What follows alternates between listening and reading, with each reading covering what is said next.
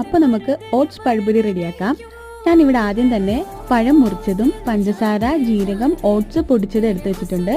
Oats പൊടിച്ചതിലോട്ട് നമുക്ക് ആവശ്യത്തിനുള്ള പഞ്ചസാര, ജീരകം, പിന്നെ കുറച്ച് ഉപ്പ് ചേർത്ത് കൊടുക്കാം. ഞാനിവിടെ കളറിനായിട്ട് കുറച്ച് മഞ്ഞൾപ്പൊടിയും കൂടെ ആഡ് ചെയ്ത് കൊടുക്കുന്നുണ്ട്. ഇതെല്ലാം നന്നായിട്ട് മിക്സ് ചെയ്ത് നല്ല പേസ്റ്റ് രൂപത്തിലാക്കി എടുക്കണം.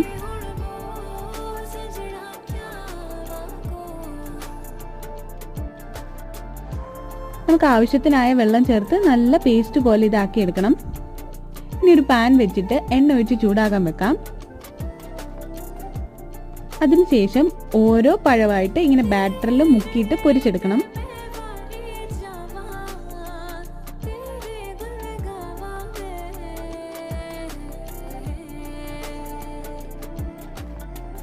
അങ്ങനെ നമ്മുടെ ഓട്സ് പഴംപൊരി ഇവിടെ റെഡി ആയിട്ടുണ്ട്. ഇനി ഒരു ചായയുടെ കൂടെ ഓട്സ് പഴംപൊരി കഴിക്കാം.